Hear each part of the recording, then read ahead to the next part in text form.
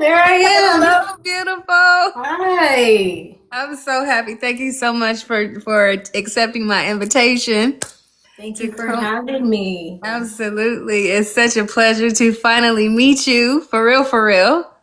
Yes, same to you. Yes, yes. Welcome. Welcome, everybody. This is Conscious Conversations, where we talk about real life spirituality, how we move throughout this world at a high frequency, a high vibration. And these are real conversations for people who are doing the work, doing the inner work, and choosing to be the greatest and highest version of themselves in this thing called life. That's not an everyday occurrence that you can actually hear people having conversations that are uplifting. We've gone through trials, we've gone through tribulations, we've faced demons, we've done all the work up to this point that got us more whole within ourselves, more complete within ourselves, living authentically and unapologetically. And tonight I have the beautiful Alyssa Michelle, who I've been following you for eons. I know, me too. I've been following, like, who is that? I was like, oh my gosh, she's like a superstar. Really? Oh, thank you. Yes. I just need the money.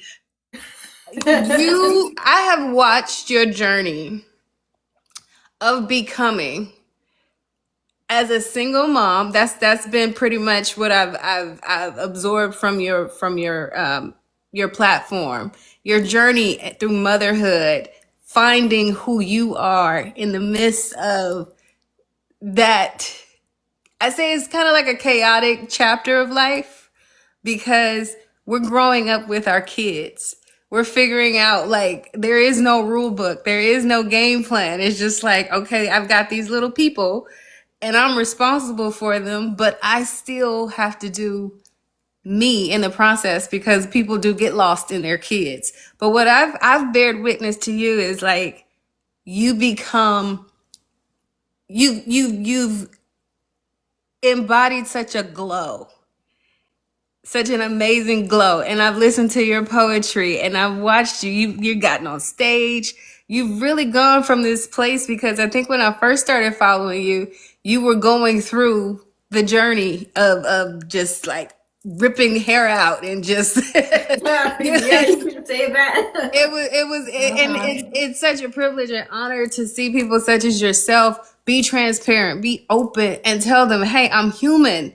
This is me raw. This is me authentically saying, this hurts, that hurt. I went through this, I went through that, and I still got to keep this head on straight and these kids in order.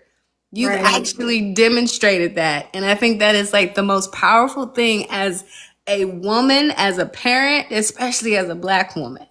Just showing like you didn't crumble, even when it felt like you were. You didn't fail, even when those moments when we feel like we're failing our kids. You are literally being the demonstration to your babies of resilience, of Exactly. determination, and you're loving on them. Like that right there. I don't even know where the little applause little button is. Thank People be you. clicking. But no, I just wanted to give you those flowers because you deserve them and you've Thank demonstrated you. to people. If you guys aren't following Alyssa Michelle, please do because she literally breaks down so openly, so emotionally, so transparently what she's experienced as a single mother going through life as well as finding herself.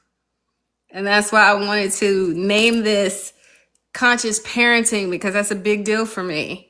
Because we are showing the next generation how to become better as we're figuring it out. So they have a bit of a platform to stand on. They have a little bit more leverage in their journey.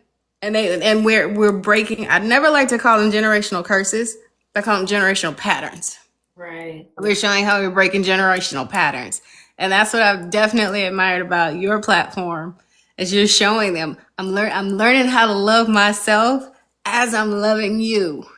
Absolutely. You got it. You hit it right on the nail. I love it. So Yeah. please, I'm going on my little rant. Please introduce yourself to the people who are on my end that have not been introduced to you.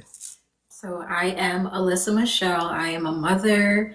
I'm a writer, I'm an author, I'm a content creator, and I love sharing all of my content, mostly about motherhood, but primarily about motivation and overcoming challenges because there's a lot of people who are in need of some direction. So I share my wisdom.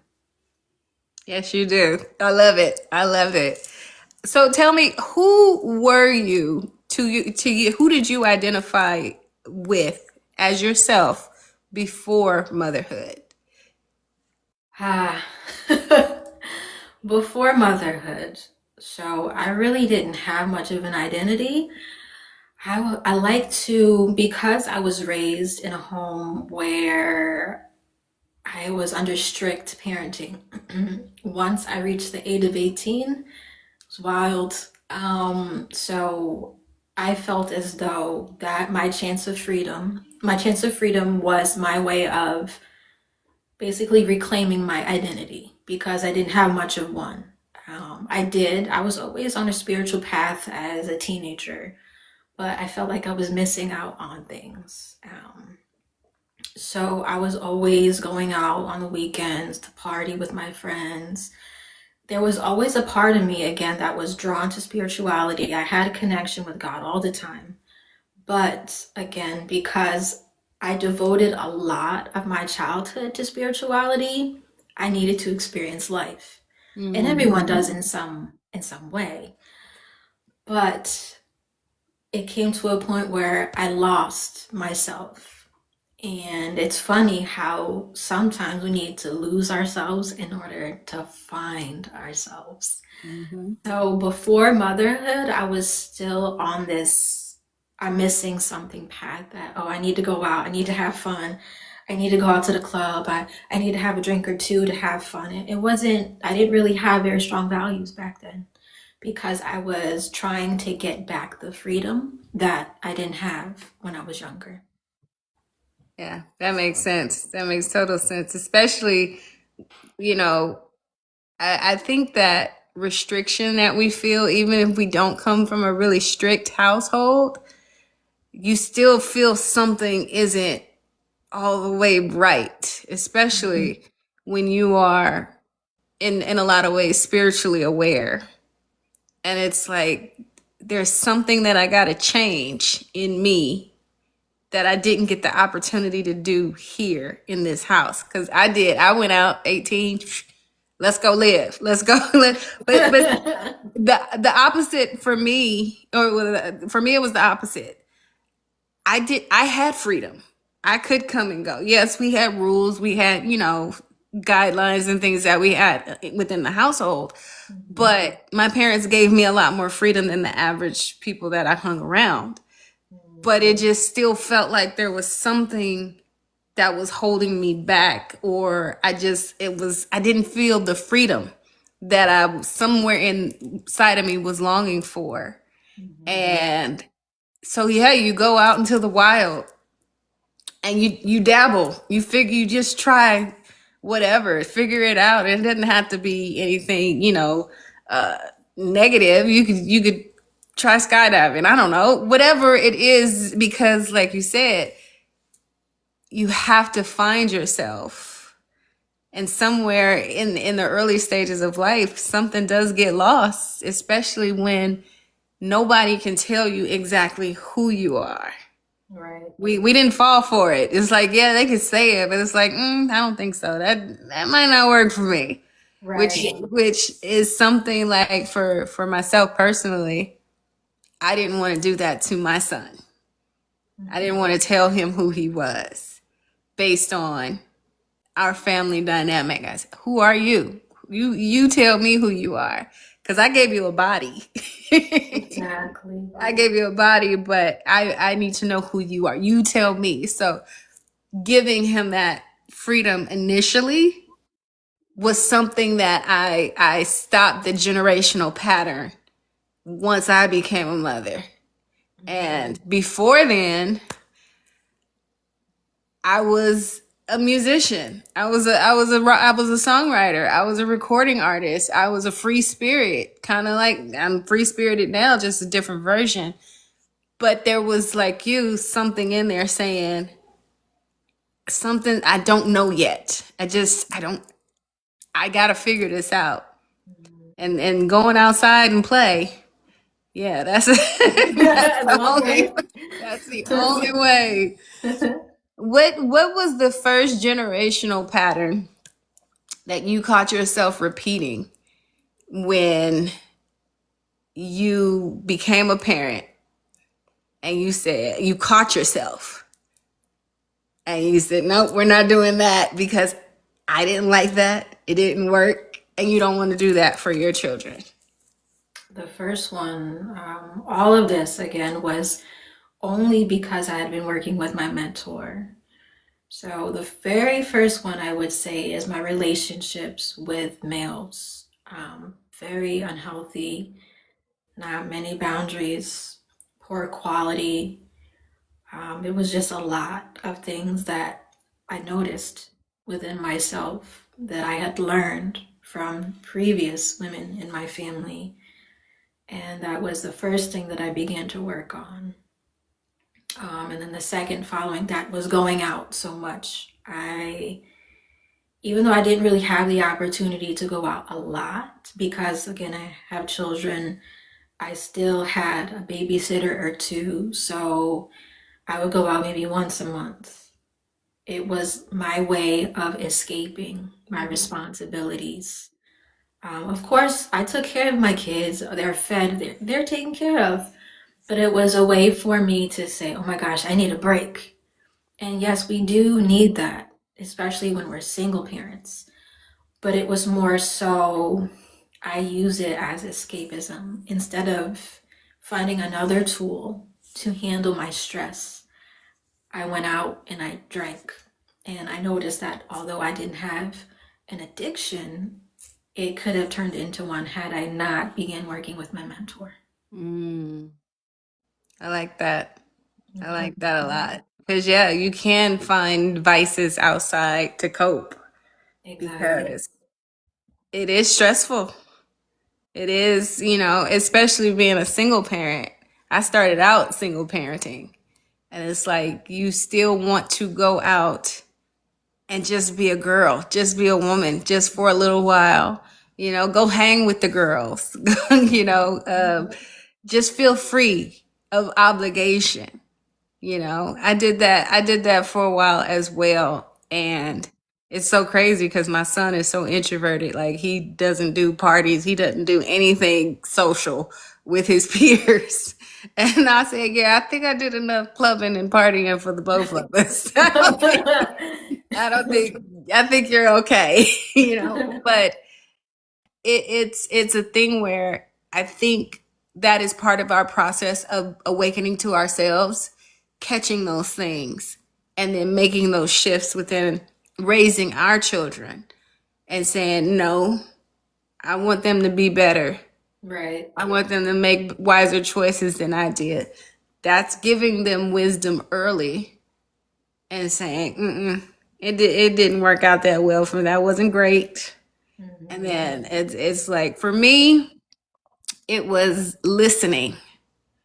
It was letting him have a voice, Mhm. letting him express what he wanted, how he felt, tapping Mhm. in. Sometimes I tapped in a little too much and it annoyed him, but it was because there were parts of me that didn't feel heard myself as a child. And so I was like, no, let him speak. He got something to say. Right. Open forum, let him knock it out. And I'm like, if you want to cuss, go ahead and cuss, get it out. Let's do that. And then another thing for me was I grew up in a household knowing that my parents loved us.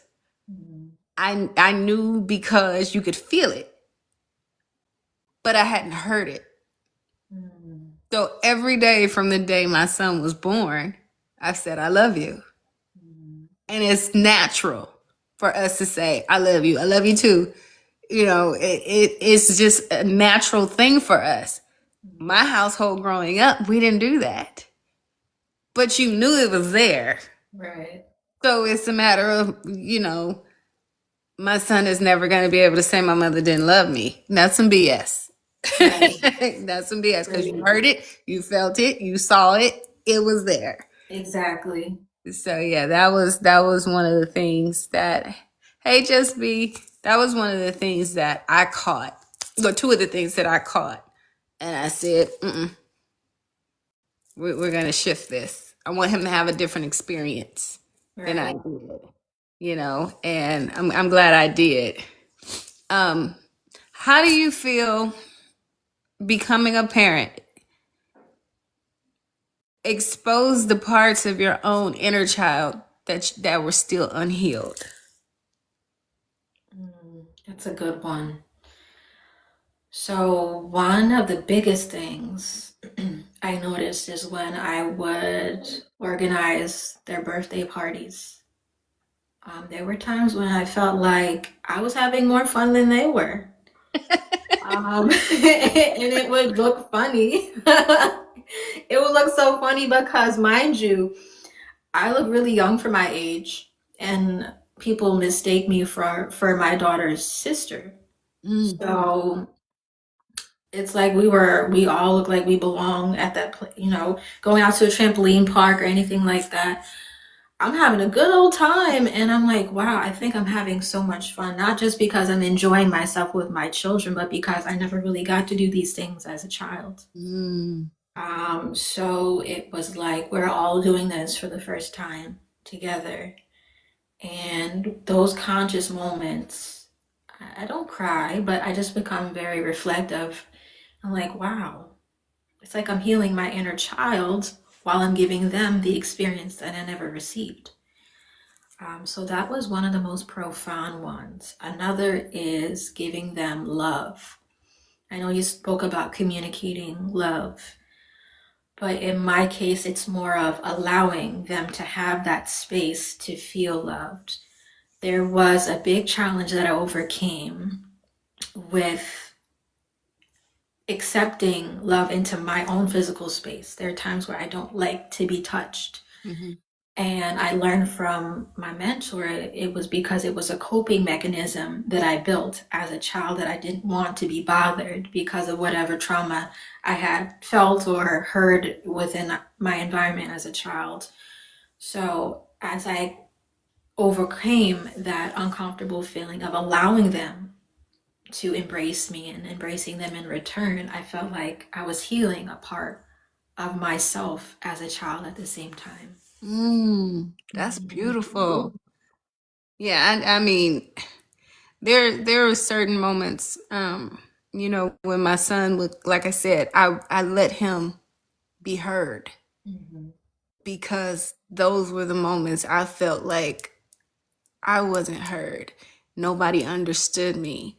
It's like I took strides to get to understand him throughout different phases of life. Now that he's almost 20, I'm learning a new version, Right. letting him speak, and having more intellectual dialogue. Whereas, yes, I had great dialogue with my parents, but I don't think they really got me. Mhm. I don't think they understood me. And that is very, I think for a child is very hard to be assumed.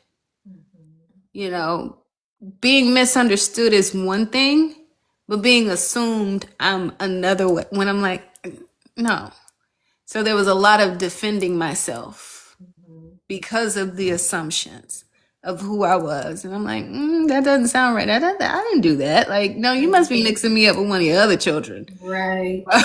Yeah. But I think our children are that beautiful opportunity of getting back in tune and in touch with that child within us, Right.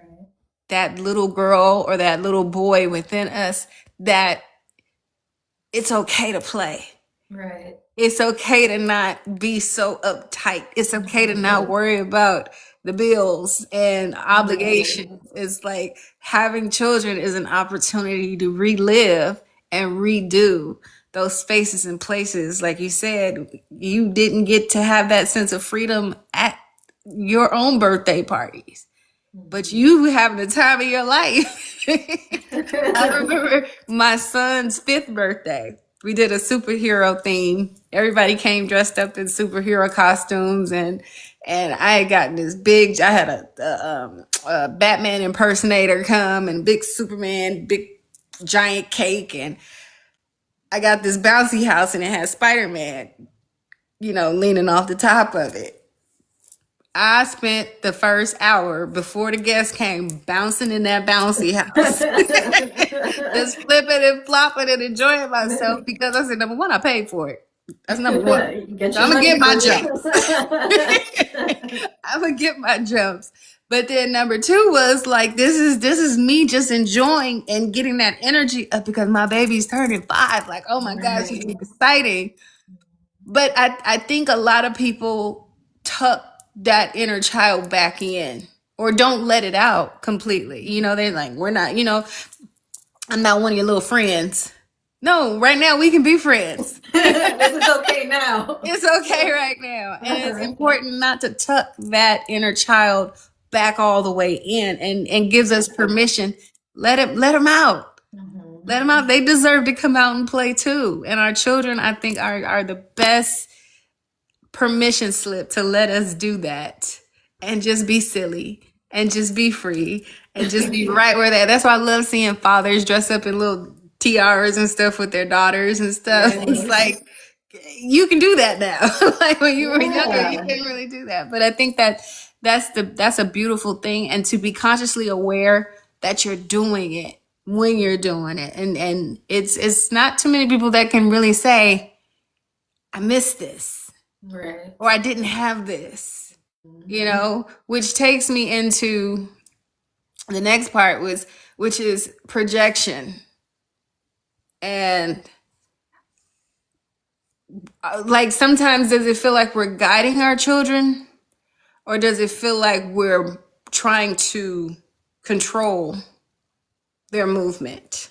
Mm. It's like, did you want that birthday party or did they want that birthday party? Mm. Kind of sort of. and and Honest and and question. yeah, see, that's what I'm saying. It's like they could say, I didn't really want this. This was for you. It happened. Right, and It, we it use them as a permission slip. Yes. and an excuse. I've done it. I tell myself, well, I really want to go to Disneyland. He's like, you want to go where? I think we should go to Disneyland. You need to be my excuse to go to Look Disney. at you up and down like what? It could You be still just want that? that. But how do you feel? How do we know when we're guiding our children versus projecting our own unfulfilled dreams into them? Like how do we know that we're not forcing them? Mm. So I use examples like, hmm, say my daughter wants to try out for a sport, but she doesn't know what sport she wants to try out for school. In my mind, I want to motivate her to do things because, again, I really didn't have much of an opportunity to do it, or I just didn't have the confidence enough to do it. Mm. So I said, you know what, just do it, just go for it. And then she'll be indecisive. So I'm like, okay, well, I see that you're really good at something, so why don't you try this? And if she's very unsure of herself, I don't push. I see that she has abilities and I see where it could take her, but I allow her the freedom to make that decision on her own. And I feel myself projecting a bit when I'm like, well, why don't you just do this? And, I'm like, okay, pull back a little bit. Mm. You want her to do something. You're giving her that motivation. You're giving her the support. You're encouraging her. But at the same time, you have to let her have the freedom to decide if that's what she really wants to do or if that's what you want her to do because you couldn't do when you were in school. Mm-hmm. I've caught myself a couple times. I'm like, okay, pull back. It's her decision. It's not mine. I'm there to support, not to control her decision for that. Yes. Hello, hello. Thank you guys for coming in. Go ahead, tap that screen for us. Share the live out. We're having an amazing conversation right now. My girl, Alyssa Michelle. We've been following each other for years. I probably since the beginning. I got on TikTok in 2020. So it's probably when I started Yeah, I following was on her. TikTok around that time. Yeah. It's been So a while. we've been following each other for years, and this is our first conversation, which is what I love about conscious conversations because most times we've never conversed. We're just sitting here having raw conversation about conscious living. Tonight we're talking about conscious parenting, and one of the things that I've noticed, we are breaking cycles from the generations before on how we are parenting our kids. This is it. We are allowing our children to have free minds, free speech, free expression, to just be themselves. Whereas before, restrictions, holding back, assumptions of who we're supposed to be, and all those things that we didn't like.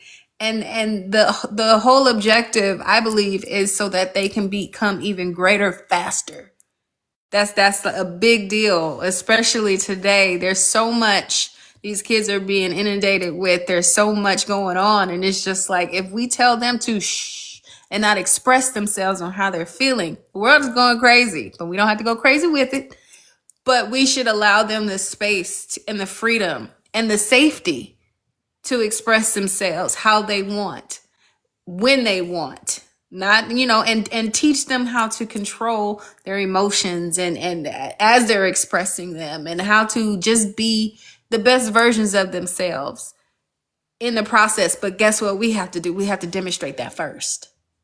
We have to go through that process, and that's the best part about this topic tonight, because we're showing how parenthood allowed us to awaken to those parts of us. As we're saying, we're catching it while we're in the act of parenting.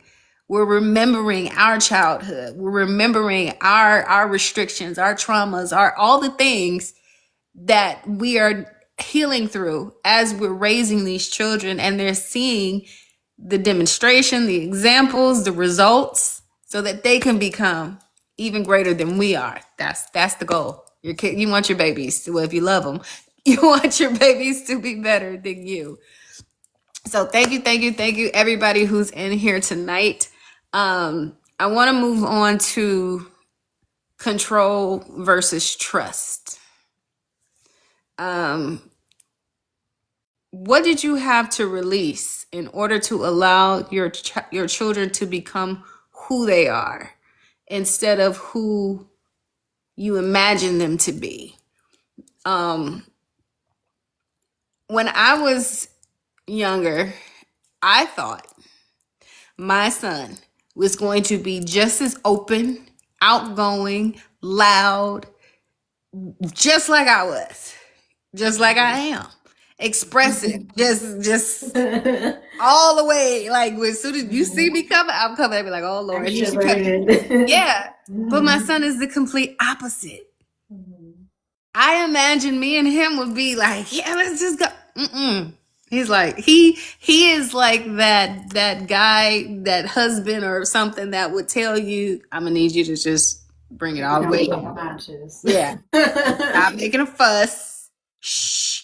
Mom, stop. And I'd be like, I just wanna.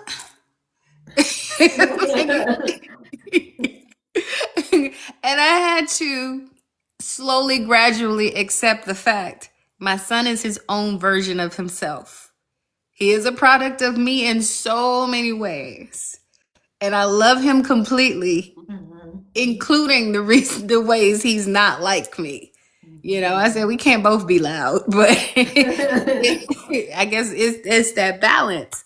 But how did you imagine your children, and when did you have to allow them to just be themselves? Releasing fear. Um, I always let them know that whatever it is that I teach them, it's to prevent them from making, the mistakes that I've made, even as a teenager. Hanging with the wrong crowd, being influenced by the wrong people, wanting to fit into a crowd that I'm not even supposed to fit into. Um, I give them that trust. I give them the building blocks to make the right choices. But I also know that because they have different personalities, they're going to have to make their own choices and their own mistakes, no matter how good of a parent I am to them. So I know that as long as I trust my own parenting and trust that they'll do the right thing, I have to release that fear that something bad is going to happen because I'm not around to, you know, I would say pamper something, pamper them through a mistake that they make when I'm not around, or confront people who are being offensive, things like that. When I hear them talking about bullies at school, they come home, I'm like, what? I said, hold on. And my Antennas. oldest like, I said, wait a minute, who? Who's this? And so my teen's like, mom, no, don't. It's okay. I'm like, okay, no. First of all, it's not okay. And I'm like, okay, relax. She's got to go through certain things because she has to learn on her own. Because we can tell kids till we're blue in the face, right from wrong, but they have to learn themselves hands on. And that's how life is. Sometimes we just have to learn things ourselves, no matter how a person may tell us or how many times. A lot of the time, it's just trial and error. So, me letting go of that fear, me letting go of, being super cautious, just giving them that space to be themselves without me always being down their throats or behind their backs about, oh, who's that? Who's this? Like, okay, I want to know who it is and I need to know, but you're smart enough. I trust you. You're smart. I remind them, you're smart, you're wise. If something doesn't feel right, don't do it. Trust Mhm. yourself. So when I give them that trust, it builds their confidence at the same time. And I noticed that. Yeah, that's beautiful. Yeah, that's a real. I mean, I say that to a lot of people, especially new parents. Mhm. Just trust yourself. You're Mhm. doing the right thing, even when you don't think you're doing the right thing. And if it comes from a place of love, that's how you know. And parents that I've talked to that are sending their kids off to college or they're moving out, and I say you got to trust that you raised them to be the person that's gonna make the right choices. And Mhm. even if they don't know what choice to make, they'll be able to feel comfortable coming back to you and saying, "Hey, how do you feel about this?" or "What should I do?" It's funny because the bully thing. My son, middle school, went through a issue and he didn't tell me, and it had been going on for a while, and I couldn't understand how come he didn't want to go to school anymore. And he finally broke down and told me. I said, "Son, I've always said, tell me if something's happening. That way, let me know." He said, "I'm not even lying." He said, "Mama, I didn't want you to get all Crenshaw and Slauson going up there to the school." His ears up. He knows it because they'll snap right out. Like, I'm ready. But the thing about it is I understood where he was coming from. He wanted to Mhm. handle it until it got to the point where he couldn't handle it anymore. And Right. that's when I did have to step in and have those conversations. But he he needed to prove that to himself. And that's one of the things I admire about him. There's so many things that he has. He's not proving it to anybody else. He's not proving it to me. He's not proving it to any of his peers. He wants to prove it to himself that he can get it done and he can do it well, you know. There's been trial and error, but I trust that in him because that's how I raised him. That's how our village raised him to be. Trust yourself. And when I've instilled that in him, I can trust that he's going to trust himself. If that makes sense. It's like, okay, he's programmed to Mhm. go with your first mind, sleep on it if you need to, and then come up with whatever decision you want to make for Exactly. yourself. Because that control, like, we want, Mama Bear wants to come in, that those are our cubs. We want to come in, my parents were the same way with us. That's how come, we didn't say so many things with them, but allowing them to handle things on their own, as you said, that's part of their journey. That's part of their learning, their growth. But guess what? We had to go through it first. And we had to become consciously aware it was happening as it was happening. And they were like, "Ooh, okay, this is theirs. Hands off." Right. They have to figure it out on their own. And I think that's a very big awareness that some people do miss. And then it's this with their kids. And their kids have to go, they then start feeling what we felt when we were younger. I feel restricted. I feel like you're trying to control me. You're trying to control my decisions. You're trying to make things happen for me that I don't want to happen.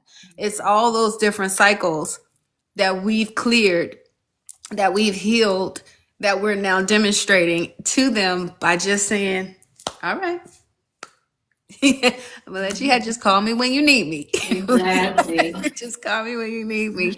And that, the fear-based parenting is counterproductive. I think it's counterproductive because if we keep moving in fear, we don't get the full experience. They don't get the full experience. It stunts their growth. And it keeps going.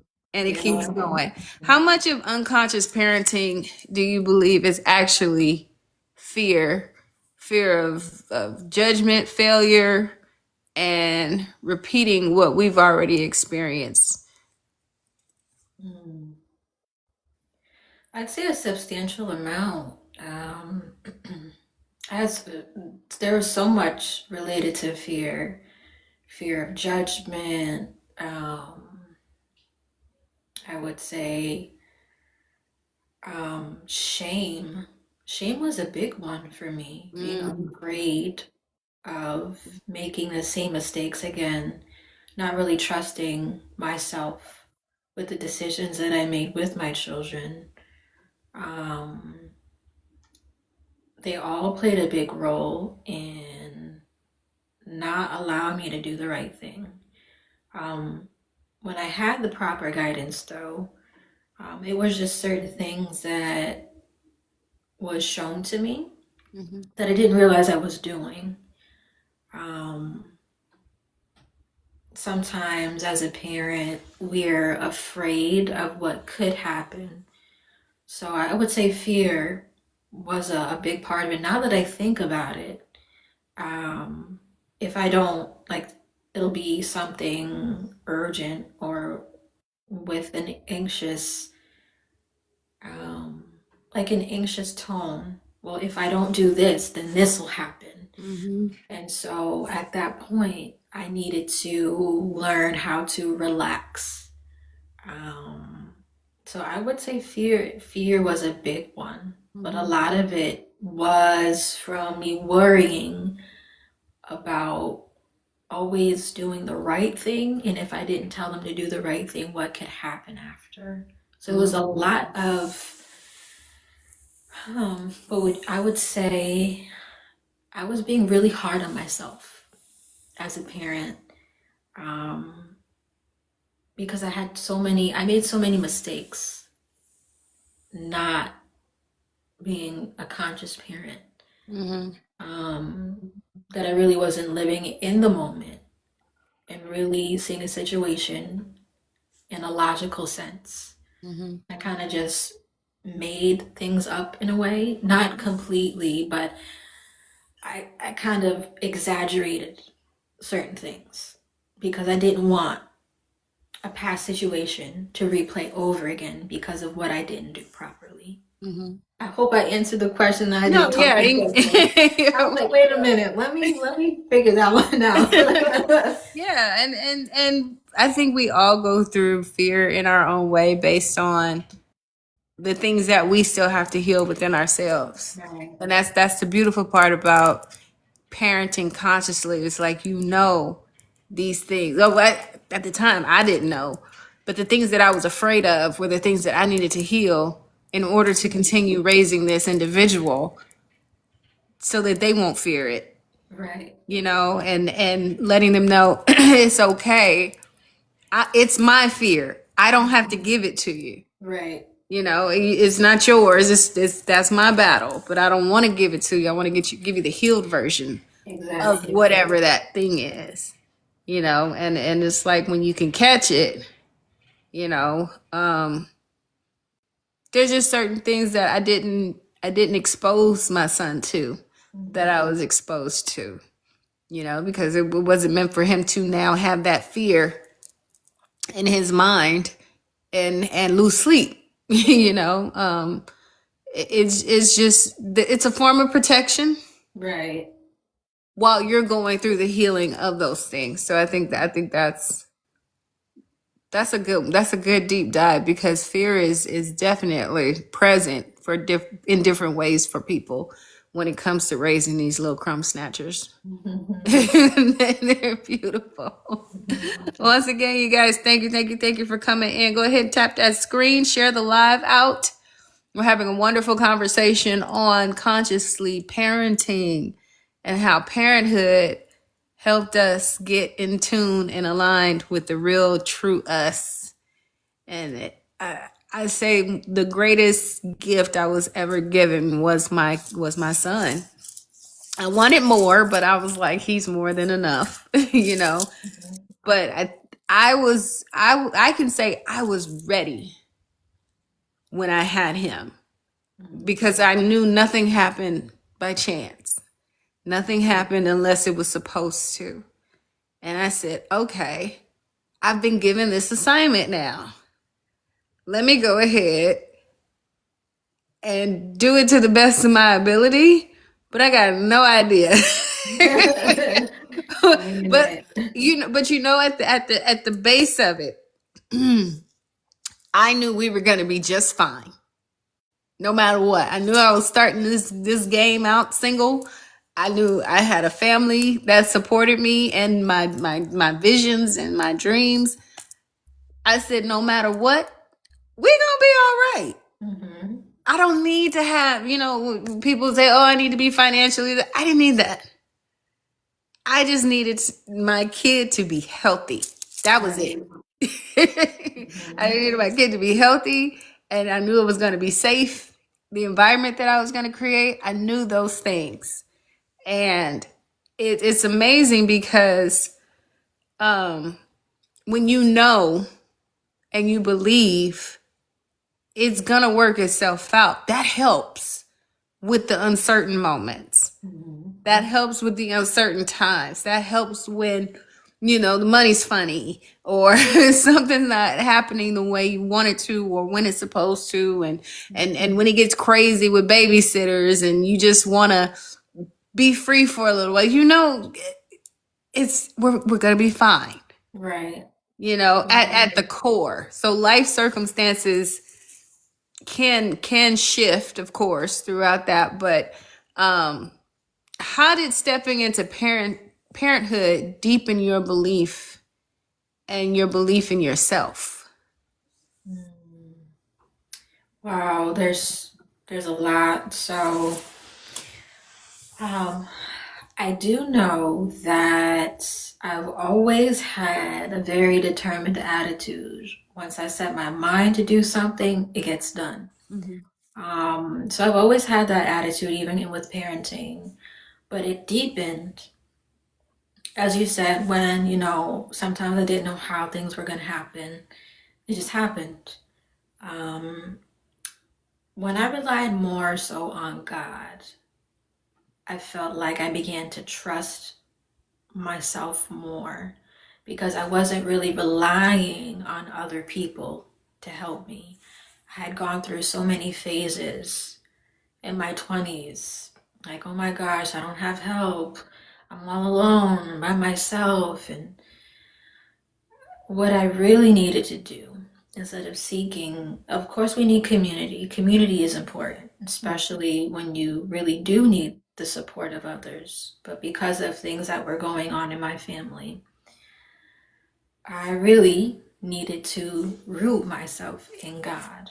Mm. And I built up this confidence working with my mentor over the years. I built up this confidence within myself once I released the shame and the guilt of all the mistakes that I've made, mostly as a parent.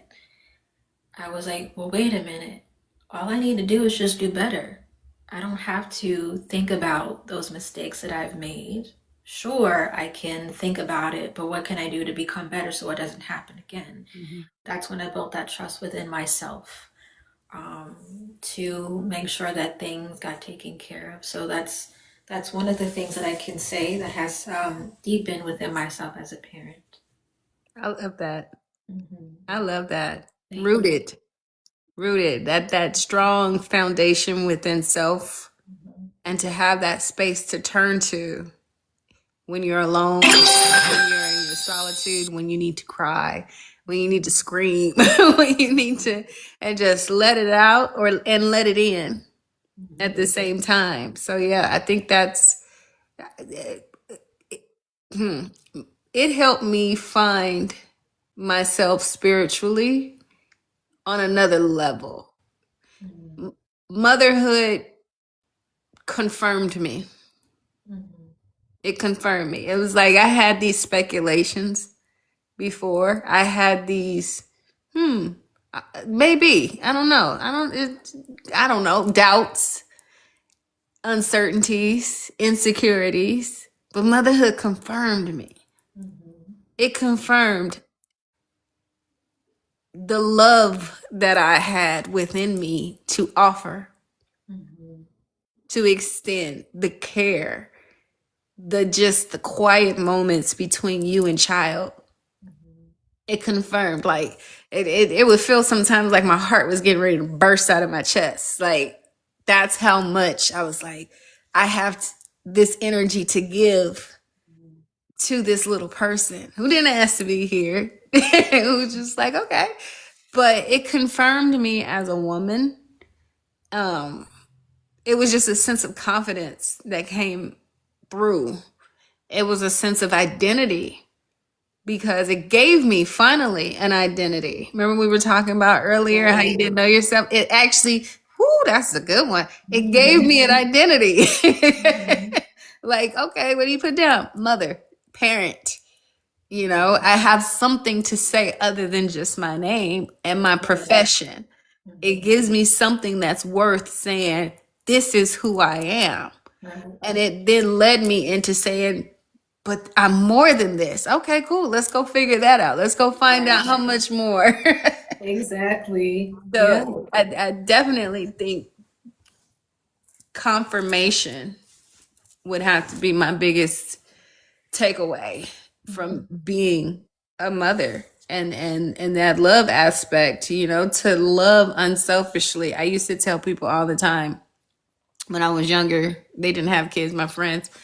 I said, this is the only person in the world that I would lay my life down for without question, Mhm. without hesitation. Like that's how heavy this goes.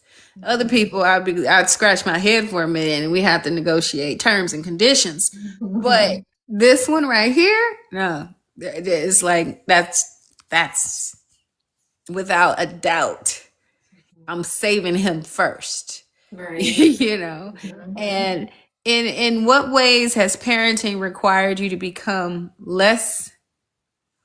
I don't want to say self-centered, but but less all about you. And in what ways has it required you to become more self-aware? Mm. That's a big one for me. Um, of course, we always think that being a good parent is giving them food and clothes and, making sure they get up and go to school, just the general things. But a lot of it was I was emotionally unavailable a lot of the time. And I didn't know it again until I was shown by my mentor. And I was like, what? Not me? I was like, no, I'm always here. And I was like, wait, yeah, I'm here physically, but emotionally, I'm not always there. So, in that way, I had to mm, think about my children's emotions, what they needed from me. Mm. And in a sense that I was more centered on my own feelings, that I didn't pay so much attention to theirs and what they needed emotionally from me. That, yeah, I gave them love, but did I give them like undivided attention? When I was busy on the phone, did I tell them to go sit down? Or did I hang up the phone and give them the attention that they required?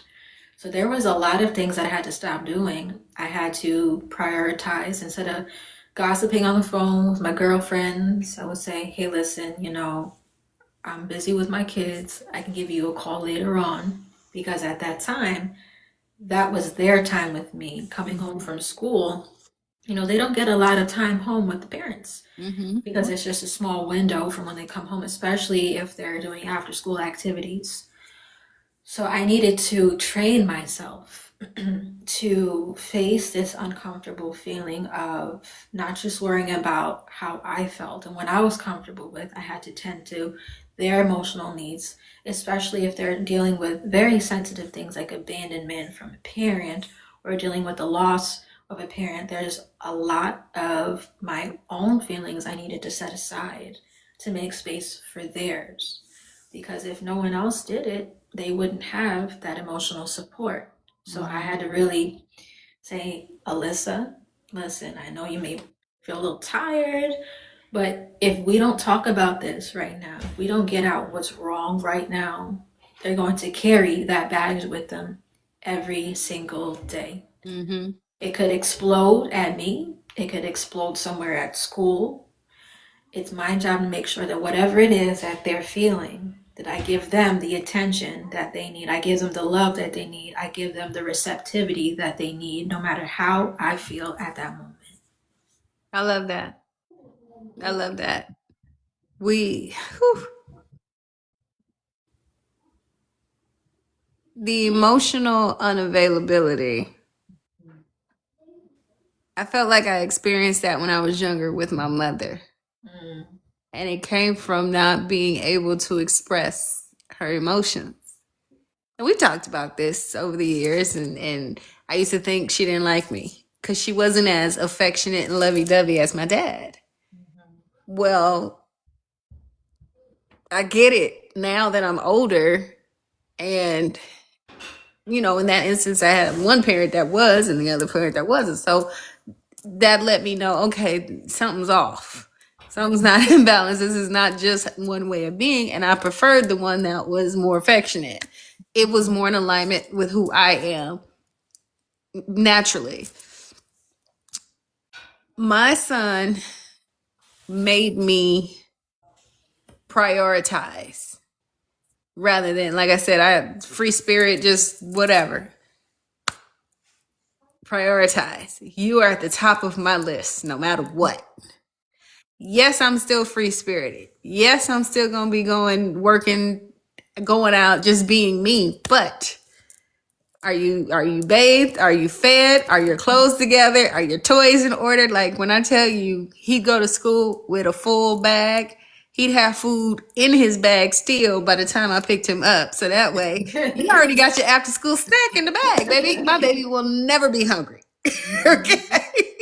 It was literally prioritizing him to the 10th power, making sure his weekends were full.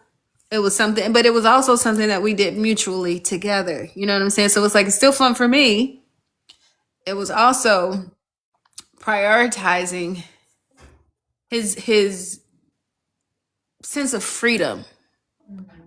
So after school, maybe we go to the beach and just be. You got homework? Nope. Let's go to the beach.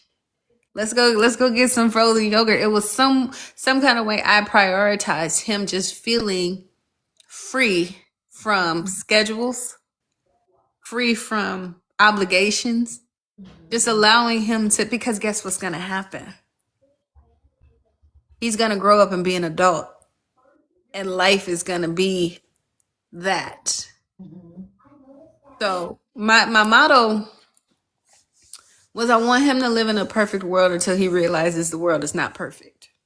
mm, So he had a reference, a Mhm. point of reference to look at when stuff started going left. And actually that happened because he's like, I don't dig that. Right. It doesn't feel the way you prefer it to feel because we Right. never programmed you to be here. We've programmed you to have a broader perspective, Right. to know what you like, to know what works for you. Mhm. And that became my priority for being for demonstrating that as Mhm. well, because I had to show him that in order for and to be able to explain it to him as I'm doing it.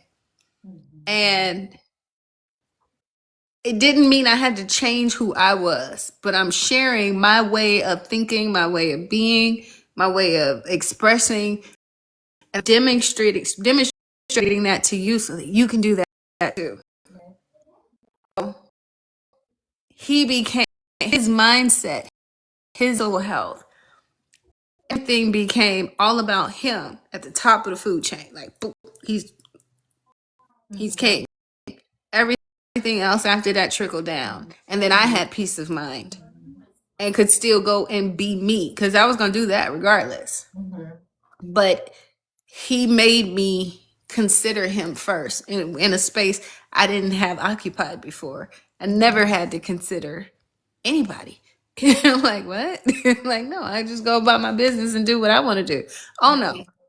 He's got to be fed, cleaned, kept, like Mhm. everything. And the one thing that he told me he was about 16 or 17 years old.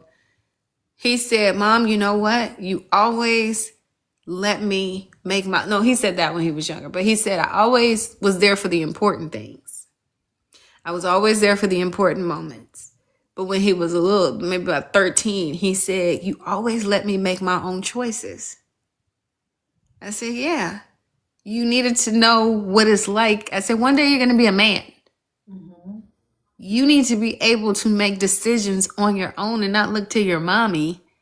Yes, Mhm. you can look to me for as a resource for advice. I can advise you on certain things or share certain experiences, or you can ponder over ideas with me. I said, but you have to make the choice. So, if anything, I'm going to teach you that from day one. Make your own decisions for what works for you. Once again, I gave you a body. Mhm. My responsibility was to love it, nurture it, guide it, and keep it safe, right? Exactly. Everything else comes from a higher power. Right. And you got to be on the lookout and you got to listen out for what that is that works for you. Right. Our first God given ability is the power of choice. Mhm. Why would I stop you from having that? Why would I say no? You got to do Mhm. it my way. My way probably didn't work. Mhm. My way probably is not going to work for you. But making him that priority helped me realize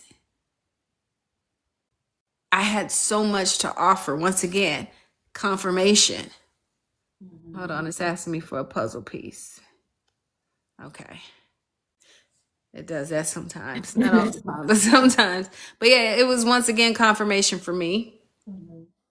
that and this comes from a very dark chapter of not feeling needed, not feeling wanted, not feeling loved, not feel all the lackful feelings like unheard once again. And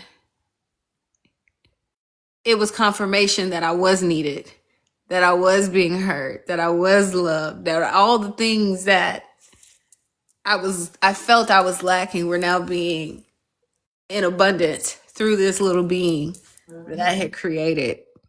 And at what point did you realize that your child or children, because this goes into what I was just saying, are not responsible for our emotional regulation? Because Mhm. as much as I was pouring in, Mhm. it could have also been an excuse. It could have been an excuse as to why I'm giving so much to him, not giving so much to myself.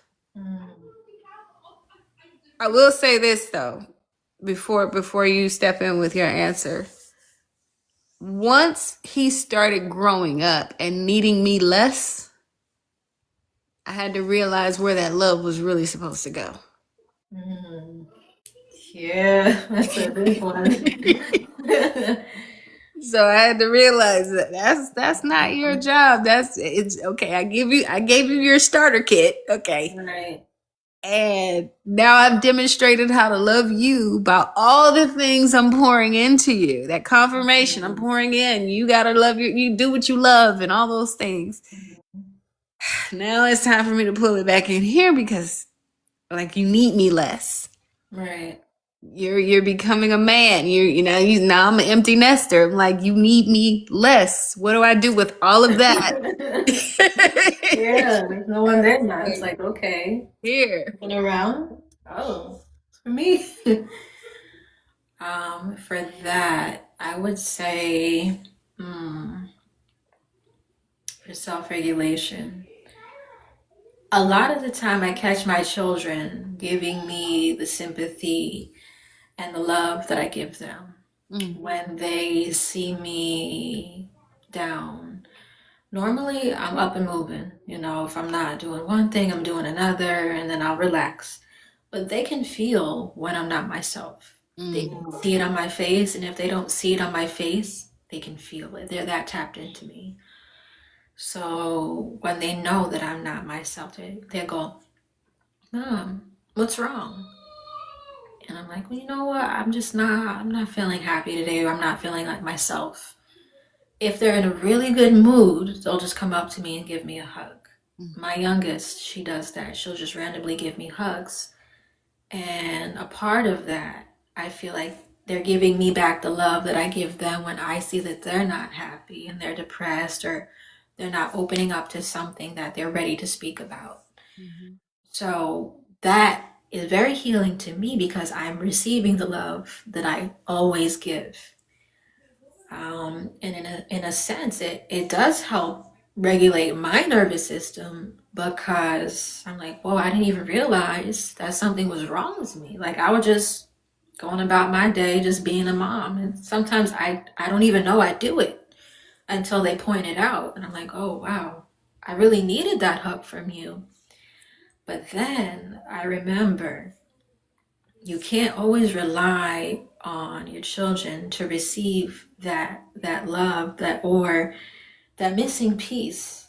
It's like I have to sometimes really give that back to myself. mhm, Children are a blessing to have, um, and just their existence shows how much love that I have because they're able to give it back to me. mhm. And I'm like, is this how I make them feel? I'm I like, got goosebumps. I got goosebumps when you said that. yes. I'm like, I make them feel like that. I'm like, wow. I never really realized it like You that. don't. I don't. And so it's like days when I could really use a hug. I can't just go up to them and say, can you hold me? I Yeah. can't do that. And Right. you can't do that. You can't emotionally depend on your children to give you something that you have to give yourself. Right. So that's when I anchor myself and I have my spiritual time, or I hug myself and I just have that solitude to really figure out what does Alyssa need. Does she need to read a book? Does she need to meditate? Does she need to go to sleep earlier? Things like that. What are you upset about? I try to sit with myself and reflect on what is Alyssa missing. Mhm, That she's, yes, you give out because that's what I signed up for. I decided to be a parent, and these are the things that I'm obligated to do. But at the end of the day, what am I doing to replace what I feel depleted of? mhm, Especially on hard days when, they've got, hormonal changes or they're fighting as siblings. I'm like, okay, well, all my energy is going to them mhm, because they need it. Once they're asleep and they're in bed, sometimes I feel like something's missing. mhm, I'm like, what is missing? I'm like, me. I'm missing the love that I need to give to myself. So yeah, that I've learned how to regulate myself and really, instead of looking for that external validation through love, I give it back to me because it's me and them. So I'm like, okay, well, I'm looking around. There's nobody else but me. So I'm like, hey, all right, Alyssa, you give that love right back. Mm-hmm. Mhm. Yeah, it's a beautiful thing. And when you said they're giving you what you've given to them, that speaks volumes because it started from the womb. Mhm. It's literally started from the womb. And the more you've loved, the more you've cared. And speaking for myself, the more I've chosen to understand him, the more that I've chosen to let him be who he wants to be. That's another symbol of love, and they will give it back. He threatens to put me in a home one day just for shits and giggles, but it's just a matter of that's our banter. Mhm. That's an expression of love. That you can be able to crack jokes on your mother with your mother. You know what I'm saying? So it just comes in different forms, but it is definitely validation. Your children feel loved, and in that moment, that love that you poured into them is now being able to give you in those spaces and places that you need right now. And like you said, when you can identify, what do I need right now? Sometimes I just need a nap. Mhm. That's it. Sometimes I just want to just zone out for a little bit, sit outside in nature or something, or just drink a glass of Kool-Aid. I don't know. It's really being able to identify what it is that you need for you, so that you can recharge. Mhm. Because these little crumb snatchers are gonna need some naps in just a little while. But that's a key thing, because how many mothers completely get depleted, completely lose themselves, get exhausted to the point where they pretty much go a bit mad. They go a little crazy. They feel like they just lose it. And that definitely weighs on mental health, emotional health, spiritual health, physical health. But it's important to find those things how that recharge you, Mhm. because we still got to go to work. We still got to deal with grown up stuff. And Mhm. these children don't deserve to have the depleted versions of us. Exactly. They deserve to have the fullness of us, as we want them to become more full within themselves. It's a beautiful thing, but that's the work. That's part of parenting. Mhm. Not letting them just suck you dry, just sitting there looking like you're just Right. lost. And you can't No, do anything for anyone if you're not giving to yourself. exactly, exactly. When your children grow up, when your children grow up, based on what they know about what you've openly shared about your experiences, your growth, your triumphs, things that you've overcome, what would they say? My mom overcame and broke a cycle, and she showed me how to be the best me. She showed us how to be beautiful in the skin we're in. She showed us how to utilize our talents and be expressive, and to love ourselves, and to be good people. What would that mean to you? Mm. They would definitely say that I've shown them how to speak up for themselves. I've shown them never to give up, to believe them in themselves. I've shown them the truth. Um, I didn't get much of that. I saw things, but I didn't catch the meaning of things. I didn't understand a lot of what was going on. Things were hidden. For me, I allow certain things that happen. I educate them so that they can grow up and say, well, I can identify what this is and I know what to stay away from. So they can say that I've been honest with them, even when it was very uncomfortable. I've been very transparent about where I've gone wrong, and I've done a good job in making sure I cleaned up all my messes, that I push them to be the best version of themselves, even when they don't feel like it. I get annoying sometimes where I'm like, just I'm your cheerleader, but you're not gonna be lazy. We don't do that. It's okay to feel lazy sometimes.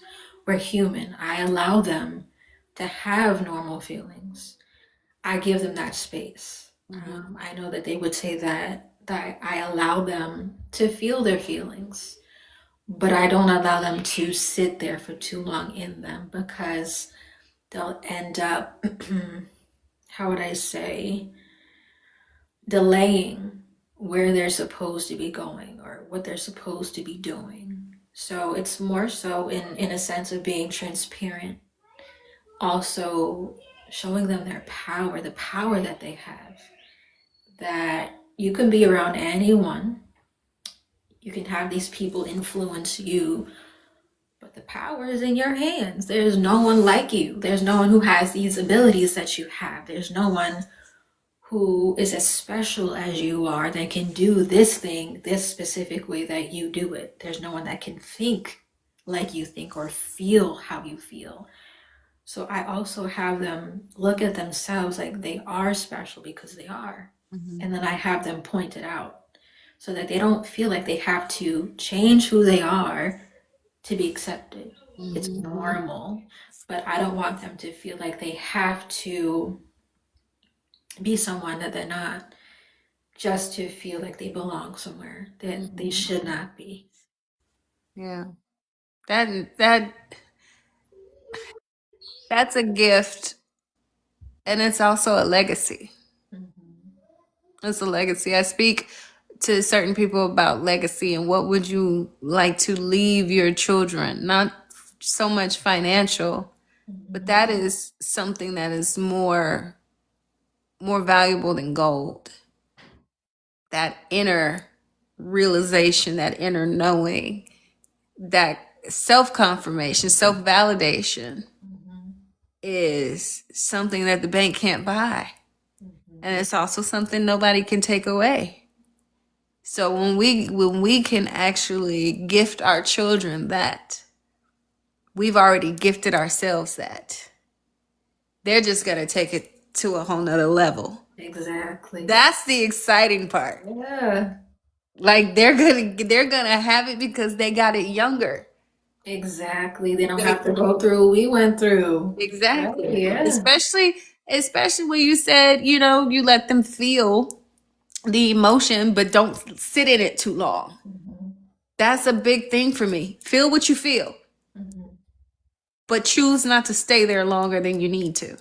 Exactly. Okay? Cry it out, smash something, do whatever you need to do to get that out so we can start moving in the direction of the resolution, Right. of the solution, of a better outcome than what you're experiencing now. Because if you stay there too long, it'll start feeling good. Exactly. Yeah. If you I've stay been there too there. long, it will start feeling good. Mm-hmm. And that's not the legacy. Right. That's continuing a pattern that we've been trying to break for them. Right. And it's a beautiful thing when you actually get to sit back and watch your children shine. It doesn't have to be, it could be just you in the room with them. It doesn't have to be in front of people. You're sitting there watching them shine because they get it. I was speaking to a group the other day and I said, the next generation, don't think they don't hear us just because they're not listening, Mm-hmm. but they hear us the same way we heard our parents, The same way we heard our grandparents, we heard them and now we recall what they said. Mhm. We may not have been listening, but we heard you. Mhm. Exactly. And it's being used when it's supposed to be used, right on time. Not when you want it to be, but right when it's supposed to be implemented. And I think when we consciously take the pressure off, Mhm. take the time constraints. Yeah, you know what group that was. Take the time constraints off. Just not giving them our pressure, not giving them our timelines, not giving them our issues. Those are ours. Let's give them the solution to those issues. Let's give them the options to those issues. Let's say, okay, this is what I did when I was your age. Don't do this, but if you do find yourself doing something similar, this is Mhm. how I got out of it. Okay. Right. And it's like you said earlier, I always use the analogy, you can tell a baby something's hot, but it's not until they actually touch the flame that they understand what hot is. And when you get to a space and place where you're like, okay, they gotta, like you said, hands off, no more control. They gotta experience it. As much as it may break our hearts, as much as we may want to fix it, they have to figure it out on their own. Right. Because heaven forbid, if you were never there, they would still have to figure it out on their own. Exactly. And we can't save them from any type of obstacles. We can't. So we can assist. Mhm. We can do what we can, what's in our power, but we have to allow them to go on their journey the same way we know we went on ours. Exactly. Best part about it, I believe, is the fact that they know they can get through it because we did. Exactly. Because we did. Do Mhm. you? Okay, so I didn't ask you in advance, but is there a poem that you would like to share with us? Oh, I I didn't have ask. a couple. I thought about that. I said, "Oh my god, I didn't ask her." I said, "But she's a poet, so yeah, she's got something." I Please would brace love us to. as we get ready to close out this wonderful conversation. And once again, thank you, thank you, thank you for choosing to come up here with me. We finally got to meet. You're stuck with me now forever and ever. Of course. And you guys, this will be on YouTube tomorrow. So Okay. I'll send you the link once it's up there so you can share it out. Okay. And I just want everyone to know we are in deep gratitude for joining us this evening as we talked about conscious parenting. And we are women who have gone on our healing journey, our spiritual journey, while we were in the midst of parenting our children. And so the multitasking, the becoming, the resilience, the strength, the self love, all of that happened while we were still giving to someone and some other little people that we were responsible for. And it is definitely, I can say, the greatest gift, the greatest title, the greatest position I have ever been in is motherhood, parenthood, being able to mold and shape another mind, another being, and the most. I know your babies are still young, right? They're still Right. little. 9 When and 14. you're almost there, but Almost. when you see your baby bird fly from the nest, and you say, "Oh my gosh," yes, that fear comes back. But like we talked about, that confidence, that confirmation, you did good. That'll be good. They got it. I taught him well. Exactly. And before I let you get started on your poem, it's also refreshing when they come back to you with those life things and they ask you, and you just hear them. You know, my son's he's on politics. Hear me? I can, yeah. Okay, good. I had a phone call. I didn't put it on airplane mode. Well, mom, well, why this, and this, and this? And then you have real grown up conversations. and you realize his wheels are going. He's thinking. He's Right. expressing still. Just like I said, it's a whole nother level of getting to know the adult version of my Right. son. The connections have been made. Yep. Yep, yep. Okay, so once again, thank you for joining me this evening. And Alyssa Michelle is going to grace us with one of her poems. If you're not following her, please follow her. She's an amazing spirit, amazing woman, and an even more amazing mother. Please follow her and take it away when you're ready. All right. So, solitude thoughts. All right. I like things that give me goosebumps. Hair standing on my skin on end. Make my taste buds water like awaken my soul type. Third eye like Sunday morning praise. Yes, Lord, head nod and hand wave like poetic prose. Soul snaps. Releasing energy. Climax. Butterflies in my stomach as I hide the fact that there is no way around my all or nothing. No grays, only white or black. Too familiar with the space left between me and solitude. I look at myself and say, there is no me without you. They don't know you the way I do, so what's the use of trying to find replacements to fill your shoes? You're the best you'll ever have, and anyone who has the privilege of sharing your energy should only raise vibes and ignite the fire of soulful intimacy. Having already been complete, help me understand the math of how two half incomplete people make a whole when they take pieces of each other just to fill each other's holes. How does one live when the other one goes? A connection is eternal, but attachment drains the soul. See, I've always wanted to find the one of hopes of this could be it, or he's like that, but I need him to be like this. It always seemed as if that's as far as it always went.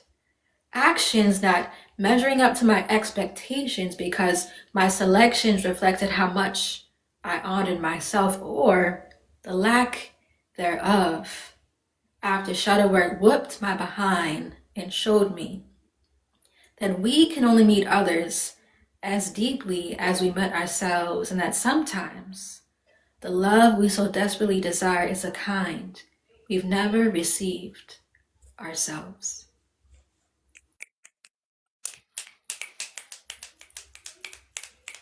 Yes. Thank you. Thank Thank you. you. So, do you have a book? Are you making a book of your work or? Yes, so I have three chapbooks. That one that I just recited, that's from Growing Pains. I have a second one called The Awakening, and the third one is called Blooming Season. They're all on Amazon. I love it. I love it. Is your link in your bio? Yes, it is. Okay, you guys, everyone, please go follow, go get her works, support her. She is amazing. And once again, I thank you for being here with me this evening. This has been refreshing. I hope to have you back again. Absolutely.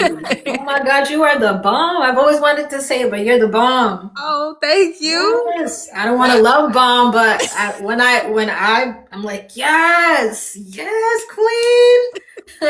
This has been amazing. Like I said, we've been following each other since my first days on TikTok, probably. I know it's been some years. And Yes, I lost count. Mhm. You were watching me when I was trying to figure out what I was using my social media platforms for. I was like, what do I do with this? I'm just gonna dance. I That's don't it. know. And you shared so much of your journey. And I say, yes, I Yes. salute you. And thank you for seeing me. Thank you. And I see you. Absolutely. Yes, we do. Yes, we do. Have a wonderful evening. I will be in contact with you soon. You guys, Absolutely. You thank you. too. Thank you all so much for being here this evening. Next week, the day before my birthday, I have Yay. an all male panel titled Embodiment. masculinity and awakening. I'm going to have 5 gentlemen on this platform as we talk about how they've done the work and how they're doing more work helping others heal, grow, and become. And how important it is for our men to realize and recognize you guys are doing it. We're not talking about masculinity. We're showing you a demonstration of it. So please join us next week with our embodiment episode, Masculinity and Awakening. I love you all. Peace, love, and blessings. Be well. Good night.